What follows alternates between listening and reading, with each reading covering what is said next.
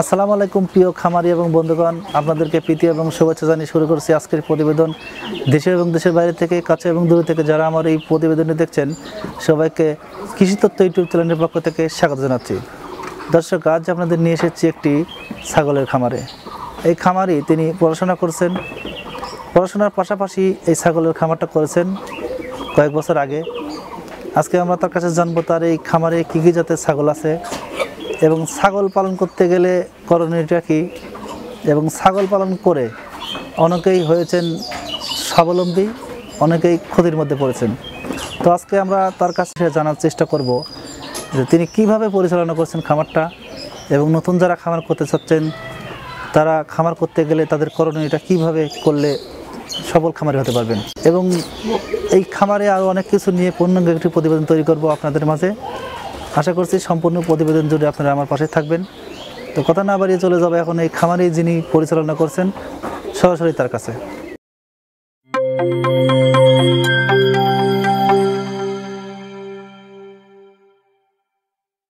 আসসালামু আলাইকুম। ওয়ালাইকুম আসসালাম। আপনার নামটা কি? মোহাম্মদ জুবাইর হোসেন। আচ্ছা, আপনার পেশায় কী করেন? পেশায় আমি ইন্টার ফার্স্ট ইয়ারে পড়াশোনা করি। পড়াশোনা করছেন? আচ্ছা, পড়াশোনার পাশাপাশি যে আমরা দেখতে পাচ্ছি একটি ছাগলের খামার। হ্যাঁ, তো আপনাদের এই খামারে কতগুলো ছাগল আছে? এখানে আমার ছাগল আছে তাও 35 পিস। এগুলো কি ছোট বড় মিলিয়ে? ছোট বড় মিলিয়ে, সব বাচ্চা সহকারে। আচ্ছা, এর মধ্যে কী কী জাতের ছাগল আছে? এখানে বেশিরভাগ আমার হলো ক্রসবিটের ছাগল, আর এখন অরিজিনাল ছাগলের ভিতর আছে শিরোই ছাগলটাই। আচ্ছা, কোনটা মানে কয়টা করে আছে? শিরোই ছাগল আছে 6টার মতো, আর হলো যমুনাপাড়ি আছে 2টা, আর সবগুলা কসের, এই শিরোই কস এরকম। আচ্ছা, আপনাদের এই ছাগলের খামারটা, হ্যাঁ, এটা কি বর্তমানে শখে নাকি বাণিজ্যিক হিসেবে চলছে? না, এটা প্রথমে আমার মামার ছিল। মামা আমার পশু ডাক্তার। মামার 100 পিস ছাগল ছিল।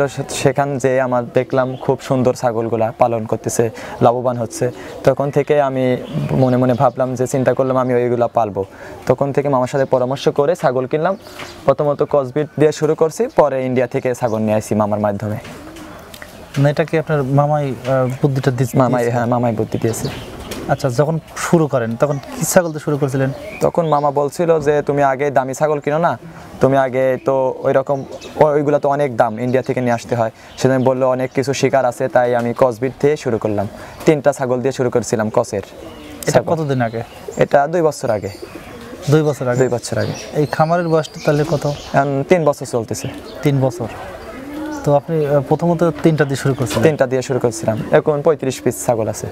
এটা কি মানে এখান থেকে বৃদ্ধি হয়েছে না সবগুলো কিনা? পরে 2টা আমার সমস্যা দেখা দিছিল, পরে একটার থেকে আমার 20টা ছাগল হয়েছিল। অনেক সেল দিয়েছি, এখনো সেল দিচ্ছি। তারপরে আমি আবার মামার মাধ্যমে ইন্ডিয়া থেকে এখন মান নিয়ে আইছি, আবার নতুন এই 6 মাস ধরে নিয়ে আইছি। আচ্ছা, এই ছাগলকে খাবার হিসেবে কি কি খাওয়াচ্ছেন? আমি পাকসন 1 ঘাসটা খাওয়াচ্ছি, আর যে পানিতে হয় ঘাস, অজানা হাইব্রিড ঘাস, এটা খাওয়াচ্ছি। এই 2টা ঘাস, আর মাঝে মধ্যে আওরটা চলাই, আওর খাওয়াই। এইগুলোই। অনেকেই তো দানাদার খাবার খাওয়া। দানাদার খাওয়ার কাদের জন্য লাগে? যাদের ঘাসের অভাব, তাদের বেশি দানাদার খরচ হয়। আমিও খাওয়াই, দুপুরবেলা শুধু পানির সঙ্গে দেই, অল্প হালকা হলেই হয়ে যায়। আচ্ছা, ছাগল পালন করতে গেলে কি পরিমাণে সময় ছাগলের পিছনে ব্যয় করতে হয়? সবাই ভাবে ছাগলে অনেক ভেজাল, ছাগল পালে পাগলে কথাই আছে বলে, কিন্তু এটা কোনো মাধ্যমই না। আপনি সঠিকভাবে পরিকল্পনাভাবে ঘর তৈরি করে সঠিকভাবে খাবার দিলে কোনো সমস্যা নেই। সুন্দরভাবে 3 বেলা খাবার দিলেই যথেষ্ট। 3 বেলা? 3 বেলা খাবার। 3 বেলা খাবার দিলেই হয়ে যায়? হয়ে যায়। তো এটা তো একটা সময় মেনটেন করা দরকার। সময় আছে, যেমন সকালবেলা 8টার দিকে খাবার দিলে, দুপুরবেলা 2টার দিকে দিল, আর আসরের সময় দিল 5টার দিকে, না 4টার দিকে দিলেই হবে। 3 বেলা খাবার দিতে হবে, আর দুপুরবেলা 1টার দিকে পানি দিলেই হবে। এই 3 বেলা দিলেই হয়ে যায়? হয়ে যায়। আচ্ছা, আপনার যে ছাগলের ঘরটা বানিয়েছেন, হ্যাঁ, এই ঘরটা ছাগলের জন্য বানিয়েছিলেন? হ্যাঁ, ছাগলের জন্য বানিয়েছি, মাছা পদ্ধতিতে। হ্যাঁ, মাছা পদ্ধতি। তো মানে মাপটা কেমন? মাপটা এখন মামা তো অভিজ্ঞ, মামাকে ডেকে নিয়ে এসেছি, মামা যা পরামর্শ দিয়েছে ওইভাবে বানিয়েছি। তো সেটা কি আপনার জানা নাই? না, ওটা আমার এখনো জানা নাই। মামা আসছে, মামা মিস্ত্রিকে বলে দিয়েছে, ওইভাবেই ঘরটা তৈরি হয়েছে। আচ্ছা, ছাগল পালন যেহেতু 3 বছর, মানে 3 বছর ছাগল পালন, হ্যাঁ, এর মধ্যে কোনো রোগ ব্যাধি হয়েছে কিনা আপনার? না, রোগ ব্যাধি ওই রকম হয় নাই। পিপিআর ভ্যাকসিন নিয়মিত দেয় 6 মাস পর, এই জন্য ওই রকম রোগ ব্যাধি হয় না। হালকা কোনো রোগ ব্যাধি হলে, কেউ যদি ছাগল পাতলা পায়খানা করে, তাহলে সিপ্রোসিন এ আছে, এই ভেটটা খাওয়া দিলে ঠিক হয়ে যায়। তাহলে আমরা বুঝতে পারলাম যে আপনার মামা যেহেতু ভেটেরিনারি ডাক্তার হওয়ার কারণে আপনি এই সুবিধাগুলো ভোগ করছেন। হ্যাঁ। তো যারা জানে না তাদের ক্ষেত্রে আসলে পিপিআর ভ্যাকসিনটা কিভাবে নিয়মকানুন এটা জানা দরকার। হ্যাঁ, এটা জানা দরকার। তো এটা পর দিতে হয় 6 মাস অন্তর, 6 মাস পর দিলেই হবে। যে কোনো সরকারি হাসপাতালে গিয়ে পিপিআর ভ্যাকসিন চাইলে সে পেয়ে যাবে। এটা কি বছরে তাহলে 2 বার দিলে হয়ে যায়? হ্যাঁ, বছরে 2 বার দিলে হয়ে যায়। এটা আসলে রোগ প্রতিরোধ ক্ষমতা কতটুকু? এই যে 6 মাসে কোনো পিপিআর আসবে না। 6 মাস যদি অন্তর দেয়, 6 মাস 8 মাস এর ভিতর কোনো পিপিআর আসবে না। আসলেও যদি আসে তারপর চিকিৎসা করলে ভালো হয়ে যাবে, কারণ ভ্যাকসিন দেওয়া আছে এই জন্য। তাছাড়া বাড়তি আপনার কোনো খামারের রোগ হয়নি? না, এরকম খামারের রোগ হয় না। হালকা জ্বর আসলে ওই নাপাবরি খাওয়া দিলে ঠিক হয়ে যায়। আর যে অ্যান্টাসিড আছে, গ্যাস হলে অ্যান্টাসিড খাওয়া দিলে ঠিক হয়ে যায়। তো এখন আসি ছাগলের দাম সম্পর্কে। হ্যাঁ, ছাগল তো আসলে আপনার ছাগলগুলো তো আমরা দেখলাম যে অনেক জাতেরই আছে। হ্যাঁ হ্যাঁ। তো মানুষের ধারণা চায় যে আসলে ছাগল পালন করতে গেলে দামের আইডিয়াটা তাদের জানা দরকার। তো সেক্ষেত্রে আমাদের একটু যদি দামটা জানাতেন। এখন আমরা তাহলে সরাসরি ছাগলের কাছে চলে যাব। আচ্ছা স্যার, আসেন। বর্তমানে মানে প্রাথমিক ধারণা আর কি, কম বেশ তো হয়। হ্যাঁ হ্যাঁ হ্যাঁ। তারপর আমরা অনেকে ধারণা চাই, তাদেরকে ধারণা দেবো। আচ্ছা, কোনো সমস্যা নেই। আচ্ছা, এইটা কি জাতের ছাগল? এটা অরিজিনাল শিরোহী ছাগল। শিরোহী। আচ্ছা, এটা কয় দাঁত? এটার এখন 2 দাঁত বয়স। 2 দাঁতে। আচ্ছা, বর্তমান মানে আনুমানিক দামটা কেমন হতে পারে? এখন এটা তো এরকম সেল দেবো না, তারপরে এটা যদি এখন সেল দেওয়ার ইচ্ছা থাকে তাও 1,10,000 টাকা। মানে 1 লাখের ঊর্ধ্বে? 1 লাখের ঊর্ধ্বে। আচ্ছা ভাই, এটা কি জাতের? এটা যমুনাপাড়ি ছাগল। যমুনাপাড়ি। আচ্ছা, যমুনাপাড়ি চেনার উপায়টা কি? যমুনাপাড়ি চেনার উপায়, সর্বপ্রথম দেখবেন যে এদের এই জায়গায় দেখবেন এই লোম থাকবে আর এদের হাইট থাকবে বড়। আর যমুনাপাড়ি 3টা করে বাচ্চা দেয় আর দুধও অনেক বেশি হয়। দেখবেন উলানটাও দেখবেন কত বড়, এইভাবে চেনা যায়। আচ্ছা, এটার বর্তমানে দামটা কেমন হতে পারে? এটা বর্তমানে প্রাইস আছে তাও 25,000 টাকা। এই বড়গুলো? হ্যাঁ, বড়গুলো। এইটা যদি আর বাচ্চাগুলো এখন ভালো পার্সেন্টের পাঠা যদি দেখায় তাও 30,000 টাকা পিসও বিক্রি হয়। এই ছাগল একটা পিস 3 মাস 4 মাসের বাচ্চা, 4 মাসের বাচ্চা। হ্যাঁ। আচ্ছা, এইটা কি জাতের? এটা যমুনাপাড়ি ও হরিয়ানার ক্রস বিটের হলো পাঠা। মানে দুইটারই ক্রস বিট? হ্যাঁ, এটা আমার বাড়িরই বাচ্চা। এটা 4 দাঁতের পাঠা। আচ্ছা, এটা এই পাঠাটা আসলে মানে কোন জাত ধরা যায়? এটা যমুনাপাড়ি বেশিরভাগ ধরে, বেশি কোয়ালিটি আছে যমুনাপাড়ির। আচ্ছা, বর্তমানে এটার দাম কত হতে পারে? এটা বর্তমানে প্রাইস আছে তাও 35 থেকে 40,000 টাকা। 35 থেকে 40,000 টাকা এটা বর্তমানে প্রাইস আছে। আচ্ছা, এইটা কি জাতের? এটা উন্নত মানের একটা ক্রস বিটের ছাগল। এটা কি ছাগল দিয়ে ক্রস বিট করানো? এটা সাধারণত হরিয়ানার ক্রসের ছাগল এটা। আচ্ছা, এটা কি জাত? এটা অরিজিনাল শিরোহী মেয়ে ছাগল। শিরোহীর মেয়ে? হ্যাঁ, মেয়ে ছাগল এটা। আচ্ছা, এটা কি আপনি বিক্রি করবেন? না, এটা বিক্রি হবে না।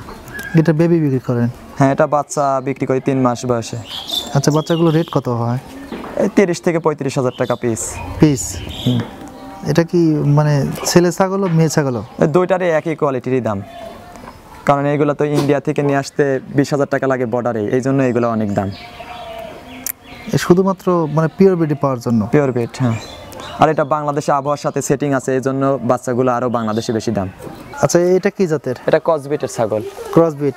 এটা কি সেল করবেন? হ্যাঁ, এটা সেল হবে। আচ্ছা, এটা চাওয়া কত? এটা চাওয়া হলো 12,000 টাকা। এটা কোনো বাচ্চা আছে? হ্যাঁ, এটা বাচ্চা আছে, বাচ্চা সহকারে না, এটা সিঙ্গেল শুধু হলো 12,000। কয় দাঁত? এটা দাঁত হলো সম্ভবত 2 দাঁত। 2 দাঁত? হ্যাঁ, 2 দাঁত। আর এটা কি জাতের লালটা? এটা মেয়তি তোতা। মেয়তি। এটা কি সেল করবেন? না, এটা সেল হবে না। আর এই যে কালোটা? এই কালোটাও ক্রসেরই ছাগল। আচ্ছা, এই সাদাটা কি জাতের? এটাও ক্রস বিটেরই ছাগল, যমুনাপাড়ি ক্রস। এটা কি সেল করার আছে? না, এটা সেল হবে না। আর এই কালোটা? এটা খাসি ছাগল, এই ক্রসেরই। আচ্ছা, এটা কান কি এরকম সাদা কালো এরকমই হয়?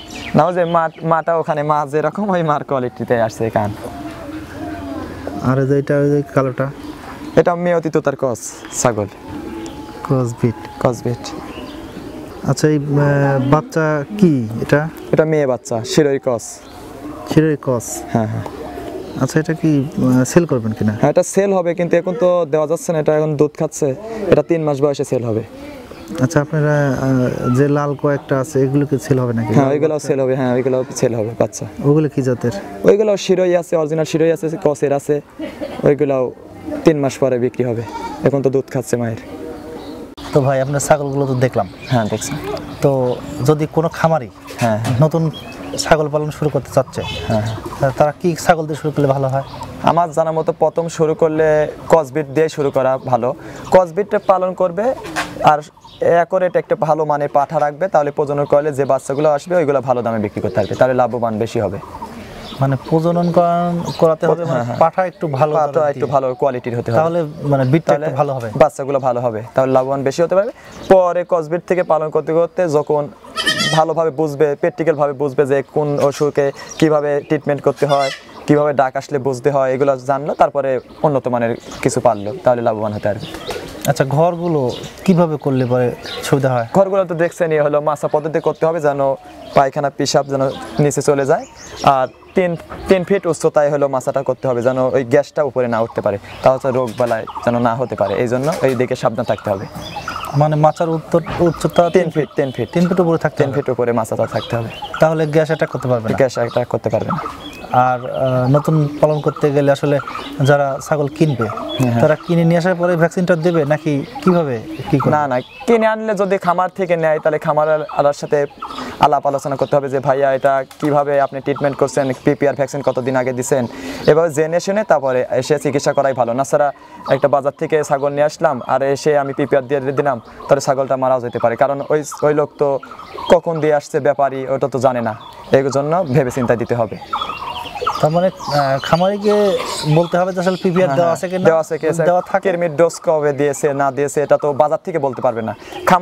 খামার আল্লাহ থেকে যদি ছাগল নেয় তাহলে জানবে, খামার আল্লাহর কাছ থেকে জানবে যে ভাইয়া এটা কবে কি ট্রিটমেন্ট দিচ্ছেন, কি অবস্থায় রয়েছে, এইভাবে জানে তারপর চিকিৎসা দিতে হবে। আচ্ছা, কেউ যদি আপনার এই খামার থেকে ছাগল কিনতে চায় সেক্ষেত্রে আসলে বিক্রি করবেন কিনা? হ্যাঁ, এখন আমার তো ছাগল অনেক হয়ে গেছে, এখন তো বিক্রি হচ্ছেই, এই বাসায় এসেও নিয়ে যায়, কেউ কলের মাধ্যমে ফোন দেয়, যদি বাসার আশপাশে হয় দিয়ে আসি, এভাবে বিক্রি হচ্ছে। তার মানে বলা যেতে পারে যে আসলে খামারটা বাণিজ্যিক হিসেবে চলছে। হ্যাঁ, বাণিজ্যিক। আর কারো যদি ছাগল প্রয়োজন হয় তাহলে তারা অনায়াসে নিতে পারে, অনায়াসে ভালো মানের কোয়ালিটির বাচ্চা পাবে। তো ভাই আমাদের সময় দিয়েছেন সেজন্য আপনাকে অসংখ্য ধন্যবাদ। আচ্ছা, আপনাদেরকে ধন্যবাদ। ওয়ালাইকুম আসসালাম। বিদায় নেব জুবাইল ভাইয়ের এই ছাগলের খামার থেকে। যদি আমাদের ভিডিওটি ভালো লাগে লাইক করবেন, কমেন্ট করবেন, শেয়ার করবেন এবং সাবস্ক্রাইব করে আমাদের চ্যানেলে অ্যাড হয়ে থাকবেন। দেখা হবে পরবর্তীতে নতুন নতুন কোনো ভিডিওতে। সে পর্যন্ত ভালো থাকবেন, সুস্থ থাকবেন। আল্লাহ হাফেজ।